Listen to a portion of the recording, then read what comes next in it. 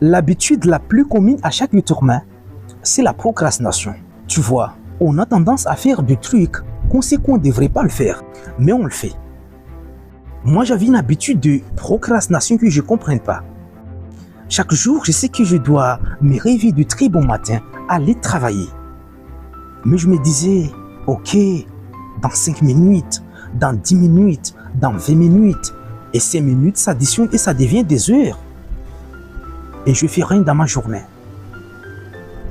En fait, la procrastination, c'est un piège silencieux, un voleur de temps et de potentiel. Lorsque tu repousses des tâches importantes, tu accumules un stress inutile. Et ce stress inutile va te pousser souvent à passer à côté de tes opportunités et de te priver le plaisir de réaliser tes objectifs. Pourquoi? Parce que en te disant je le ferai demain, je le ferai après, tu construis une barrière invisible, toxique entre toi et tes succès. Et cette barrière psychique va freiner toutes tes ambitions. Parce qu'en mettant tes projets à plus tard, tu renvoies un message négatif dans ton cerveau que ce n'est pas si important maintenant. Et le problème, c'est que petit à petit, ton esprit s'habitue à remettre les choses à plus tard parce que c'est comme ça que tu l'as programmé, sans te rendre compte qu'il y a des moments où ton énergie ne sera plus le même. Il y a des moments où tes forces ne seront plus les mêmes, sans te rendre compte que la loi de la moyenne existe en toi. Et cette loi est le cœur de toutes tes ambitions, tout ce que tu as envie de créer, d'innover.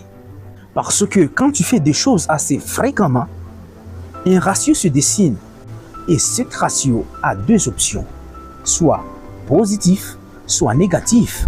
Raison pour laquelle je suis là pour que ce ratio soit positif. Utilisez la technique de 5 minutes.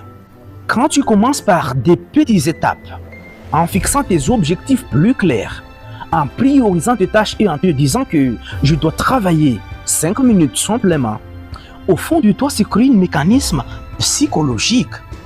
Et ce mécanisme psychologique va te pousser souvent à passer au-delà de 5 minutes, de 10 minutes. Donc, vu que tu as dépassé ces 5 minutes en 10 minutes, c'est là que tu as brisé le cercle vicieux de la procrastination. Mais la procrastination, c'est un choix. Soit tu te lèves, soit tu t'assis. Mais quand tu as choisi de rester dans ta zone de confort, tu fais rien dans ta vie. Tu gâches ta vie.